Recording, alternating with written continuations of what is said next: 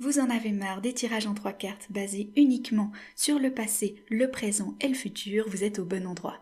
Dans cette vidéo, je vais vous présenter 11 tirages en 3 cartes qui diffèrent de la variante de base du passé, du présent et du futur.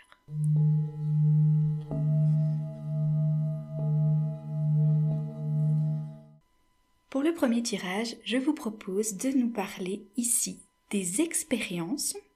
Pour la première carte, dans la position connue comme le passé, on va parler des expériences du passé. Ensuite, dans la carte centrale, on va parler des assimilations. Qu'est-ce qu'on a compris de ces expériences-là? Et puis finalement, la troisième carte, ça va être nos objectifs. Pour prendre un exemple de ces 3 cartes, on peut voir par exemple ici le 2 d'épée qui va symboliser le fait que dans notre passé, dans nos expériences passées, on a été trop dans notre tête. On n'a pas su quoi décider, on n'a pas su comment aller dans l'action. On a assimilé, on a compris grâce au chevalier de bâton qu'on est capable de retrouver cette passion intérieure, cette flamme qui nous permet d'avancer. Et dans les objectifs, on va aller vers le 4 de bâton, qui est cette stabilité passionnelle, cette stabilité où on se sent bien dans notre foyer, dans notre chez-soi, parce que c'est quelque chose qui nous a passionnés, qui nous a interpellés à partir du cœur et qu'on a réussi à stabiliser dans les 4 de bâton. Un deuxième exemple de tirage, pour 3 cartes, ça va être que la première nous parle de gratitude. Quelles sont nos gratitudes? La deuxième carte, la carte centrale, c'est l'instant présent. Qu'est-ce qui se passe dans cet instant présent en tant que cadeau? Et puis la troisième, ça va être des messages du divin, de nos guides, un message un peu spirituel. Dans cet exemple qu'on a ici, on va avoir la reine de bâton comme gratitude.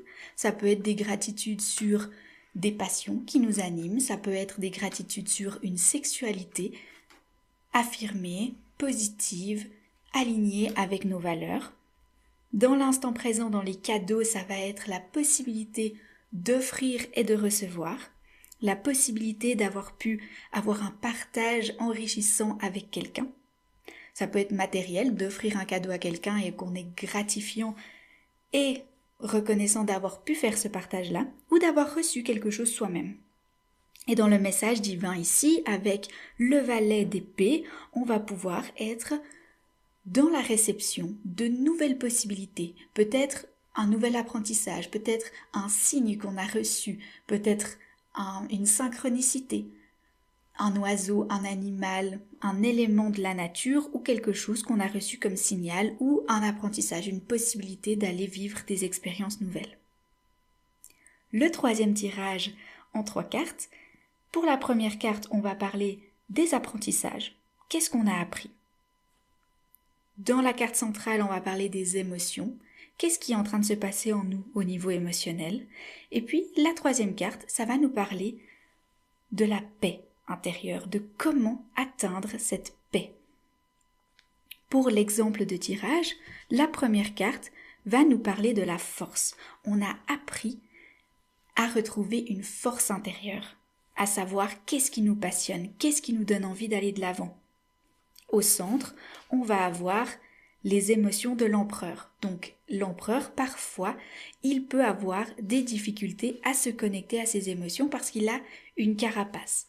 Mais on voit que sur cette carte en particulier, on a littéralement le signe du cancer, qui est l'émotionnalité avec l'eau en dessous. Donc peut-être que cette carapace, elle cache une force émotionnelle, un savoir concret de où est-ce qu'on va, qu'est-ce qu'on fait avec notre pouvoir, avec cette carapace qui vient protéger l'émotionnalité, mais on est capable de les ressentir, avoir la balance qui se passe ici, dans cette carte. Et puis la dernière, comment atteindre la paix, c'est de reconnecter à l'énergie du fou, l'énergie un petit peu folle, un peu d'innocence et d'aventure. Le fait de se lancer, d'essayer, et puis de le faire parce qu'on a envie, parce que c'est chouette, parce que ça nous apporte de la joie. Le quatrième tirage de ces 3 cartes, on peut, avec la première carte, se baser sur des blocages, quelque chose d'émotionnel qui vient bloquer Au centre, on parle de notre situation. Qu'est-ce qui est en train de se passer maintenant dans notre vie? Et puis la troisième, quelle est l'action qu'on peut entreprendre pour débloquer éventuellement ce qui se cache au niveau émotionnel dans notre corps? Ici, dans notre exemple, on a le 7 de denier comme carte de blocage. Donc, est-ce qu'on est en train de se construire une forteresse qui nous empêche d'accéder à nos émotions? Est-ce qu'on est en train de se baser un petit peu trop sur le matériel, sur le mental et pas assez de retourner dans notre corps pour voir qu'est-ce qui se passe à l'intérieur?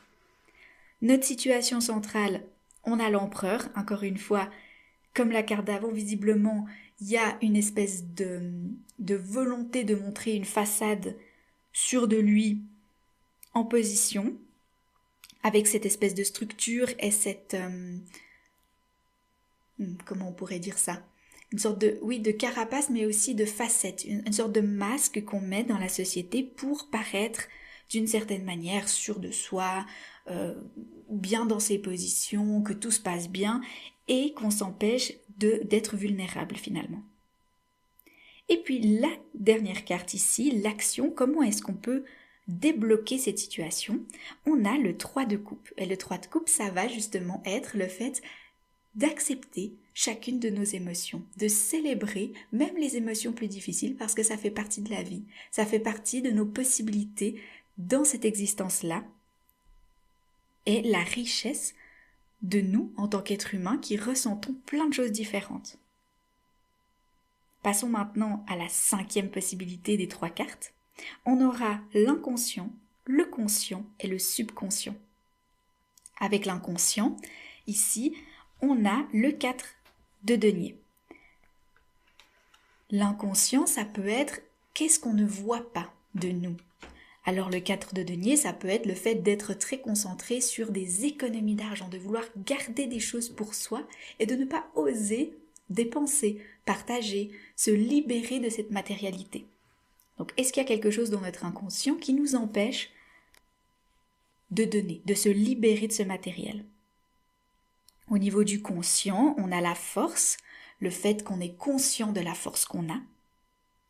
Et au niveau du subconscient, on a le valet d'épée, donc la capacité d'aller de l'avant, d'aller découvrir de nouvelles choses, d'apprendre plein de choses. Et ça peut être aussi une sorte de façade, d'avoir cet intellect vif. Mais derrière, il y a des choses qui se cachent, notamment le 4 de denier, une sorte de matérialité assimilée qui manque de liberté. Ensuite, la 6e idée de tirage en 3 cartes, ça va être de se poser la question avec la première carte sur les influences extérieures. La carte centrale nous parle de notre cœur et la dernière carte nous parle de notre intuition.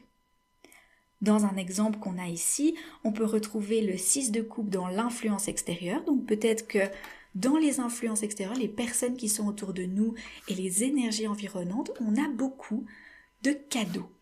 On reçoit beaucoup de choses, on reçoit des énergies positives, négatives, et à voir qu'est-ce qu'on décide de garder aussi. Là, le 6 de coupe est principalement positif, donc ça peut être principalement des cadeaux émotionnels ou physiques qu'on reçoit. Mais ça peut aussi être des cadeaux empoisonnés, avoir à creuser cette question-là. Au centre, on a le cœur avec un 8 de denier qui nous montre que le cœur est centré sur le travail, sur l'envie de proposer quelque chose au monde, de partager quelque chose et de mettre son corps et son âme dans ce partage-là. Et puis la dernière carte nous parle de notre intuition. Et là, on a le chariot. Notre intuition nous dit d'aller de l'avant, de faire confiance aux émotions, de foncer vers ce qui nous plaît vraiment. La 7e idée de tirage en 3 cartes, ça va être de parler du corps, de l'âme et de l'esprit. Dans notre exemple, ici, on a le 4 de coupe pour le corps. Donc, est-ce que ça peut être une tendance du corps à se reposer plus que d'agir? Donc, est-ce qu'on aurait besoin d'apporter un petit peu plus de mouvement dans le corps pour pouvoir se reconnecter à la flamme, au feu? Au niveau de l'âme, on a un 7 de denier qui nous montre qu'on est vraiment aligné avec nos valeurs, que notre âme est connectée à ce qui est important pour nous. autant qu'à l'intuition. Donc on voit vraiment un lion qui a le troisième œil ouvert, la main sur le denier, donc on voit vraiment que les valeurs sont incarnées par l'âme. Et puis avec l'esprit, on a le chevalier de coupe. Ça peut être que notre esprit est focalisé sur le monde émotionnel, qu'on a envie d'aller creuser cette émotionnalité-là, ou que notre esprit est concentré sur une romance, sur l'idée d'une connexion émotionnelle aussi. Le chevalier de coupe, ça peut être ce prince charmant qui vient nous attirer et nous prendre notre énergie de l'esprit. Une 8e idée de ces 3 différents placements de cartes, on aura dans la première position l'influence de la mère, ou du côté maternel ou du côté féminin de soi. Au centre, on aura le soi, nous-mêmes. Qui est-ce qu'on est au milieu de ça? Parce que la dernière carte, ça va être l'influence du père. Donc c'est comme si on est entouré de l'influence de la mère, du père. Alors soit on le garde vraiment comme les personnes de notre famille, le père, la mère, ou alors des personnes masculines, féminines autour de nous qui nous influencent, ou alors nous-mêmes, notre côté masculin, notre côté féminin, comment ça nous influence. Dans notre exemple ici, on a la première carte qui est un 7 de bâton.